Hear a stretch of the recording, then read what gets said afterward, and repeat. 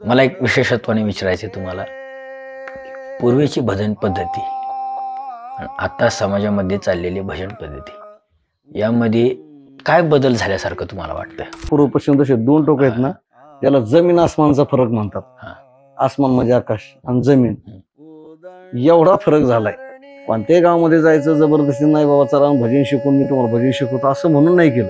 कसं योग असेल संप्रदाय किंवा काय ज्ञानोबा तुकोबारायांची पुण्य असेल, आपला काय संबंध नाही. पण तिथं म्हटल्याबरोबर ती मुलं तयार झाली.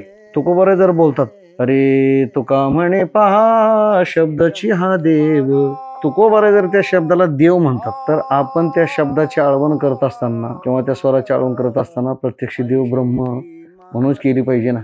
तो भाव सध्याच्या गायक मंडळीकडे दिसत नाही. त्यांच्याकडे रागरागिणीचं कौशल्य आहे, पण श्रद्धा नाही, हे मात्र खेदाने म्हणावं. एका वाक्यात सांगायचं, समाजाची कृपा संपादन करण्याच्या नादामध्ये देवाची कृपा विसरून जात आहे. विसरून भजन हे भजनानेच येत.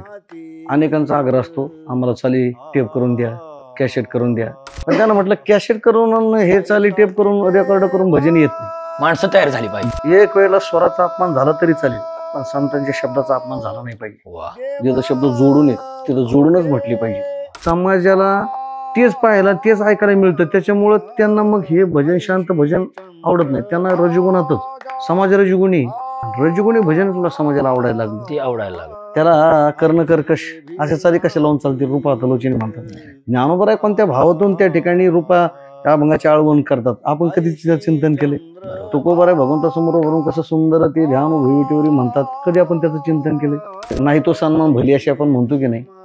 मोठ्या माणसाला सन्मान देण्याची वृत्ती अलीकडच्या गायक वादकांच्याकडे दिसत नाही, हे मात्र थोडीशी खंत आहे. गुरुवारी नानांचं एक वाक्य मला आठवतं.